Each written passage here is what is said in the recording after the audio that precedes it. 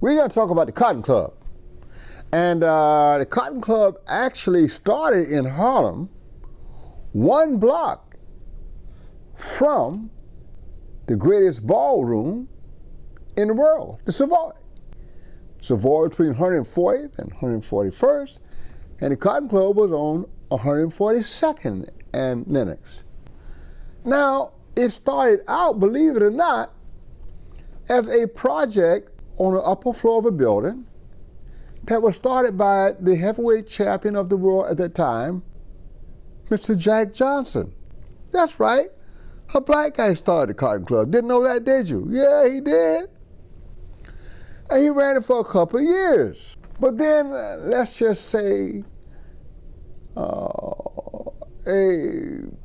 connected man was released from Sing Sing and approached Jack Johnson with a deal that he could not refuse.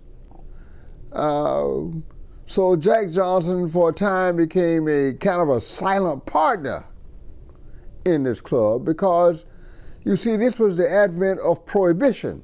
And after this guy got out of Sing Sing, his side hustle was going to be providing illicit beverages, beer and liquor, which was against the law. And that's what he did.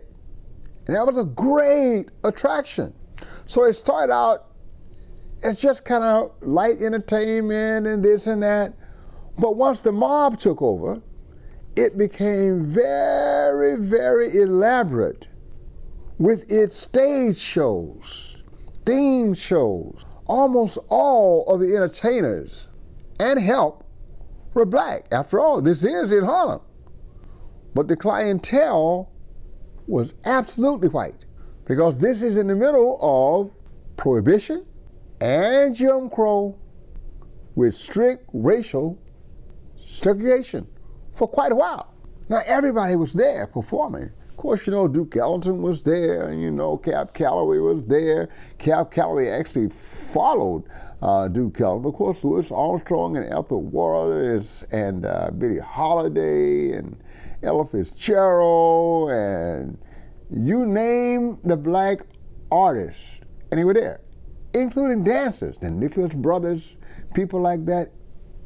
If they had a profile as a dancer or a musician, they were there. The entertainment was top flight, and the ticket price to get in was also top flight. So there was a lot of money coming through this door, as you can imagine. So the entertainers who worked in this club, including the black entertainers, they were getting paid quite well, or how should we say, compensated for their services quite well. There was a point at which police decided that this was just too much. Just open drinking the liquor and flaunting the law, so they closed it down for a couple months until a deal could be worked out.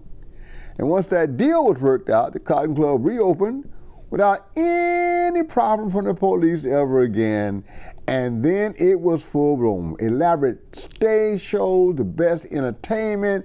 Everybody that was anybody came through there. Jimmy Durante, Mae West, people like that, they came through there. It was the place to be seen. And not only was there beer and, you know, regular alcohol imported, you could even get that corn liquor that we call moonshine down here in the South. Oh yeah, you could get that. Might have to go next door to get it and bring it in, but you could get it. And of course, if you like smoking the funny cigarettes, you could get that too. So it was just a free-for-all for everybody. But all of this was done with the highest level of entertainment available in the world and the most select entertainers. Eventually, the Cotton Club moved from Harlem to the theater district. This is near the end of its reign from about 1935, 1940. Segregation was less stringent at that time, so the audience became a little bit more integrated. People like Langston Hughes started to attend. The club lasted for another 4 or 5 years, I think, and then it finally closed. So the entire reign of this legendary Cotton Club was 17 years.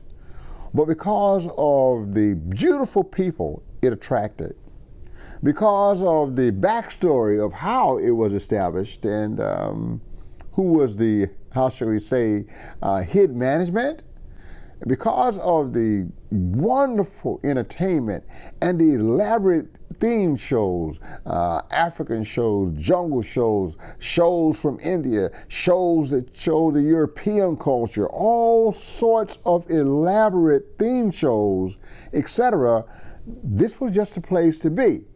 And as I said, for the first 10, 12 years, it was a whites-only audience, and near the end, it became a little bit more integrated, which was the difference between the Cotton Club on 142nd and Lenox Avenue and the Savoy Ballroom 1 block away on 141st and Lenox Avenue. So when we think of these venues, we always think of the Cotton Club because of how elaborate the entertainment and the kind of people it attracted. And we should. It was where the beautiful people went, and it's where every major entertainer performed on command. It is legendary. There are movies and books, and it should be remembered as one of the central entertainment venues in the development of American culture, both music, dance, and theater. Thank you very much.